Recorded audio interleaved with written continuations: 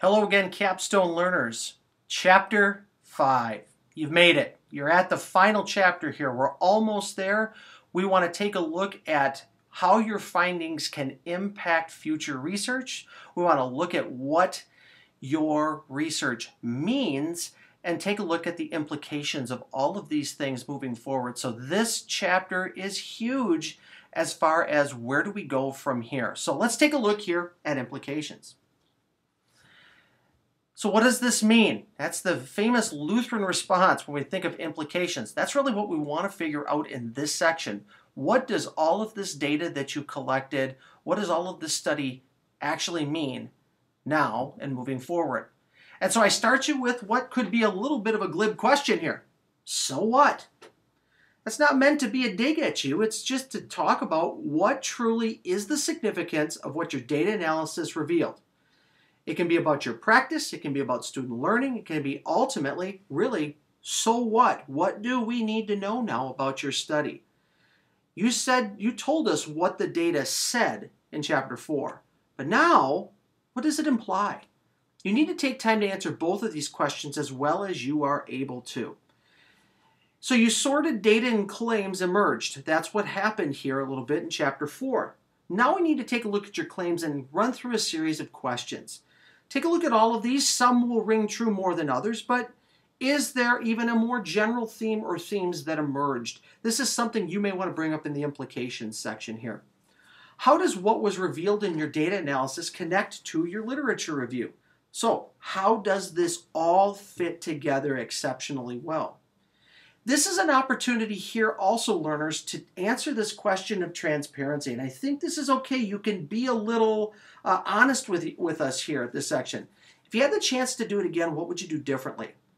Again, research design is not a perfect thing. It's not perfectly linear. You may go through a series of iterations, some changes. You might have done some things that you wished you would have conducted in a little different way. This is your opportunity to be honest with your folks here and in your presentation with your committee, saying, if I had the chance to do it again, I probably would have done it this way.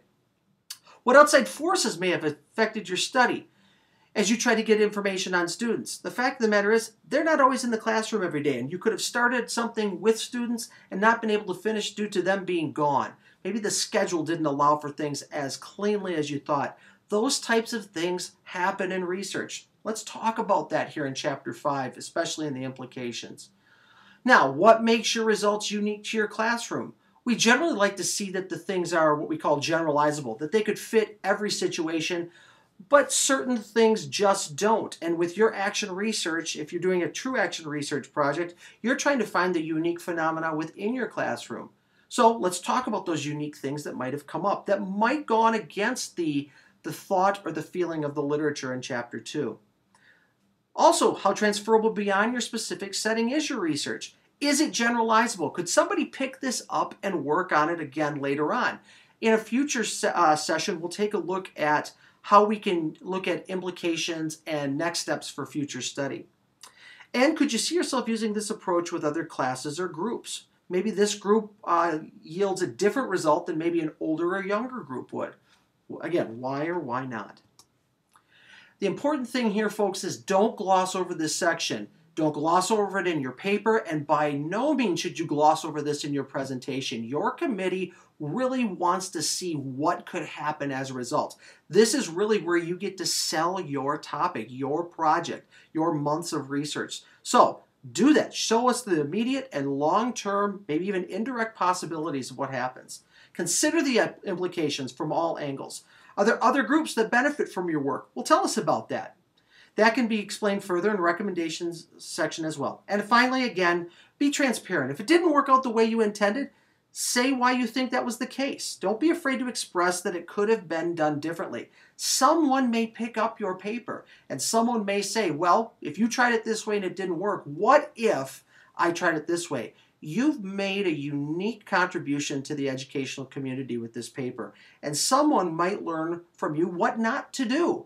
That's okay. That's perfectly fine here. So, implications is a huge portion of your paper, so don't look at it lightly.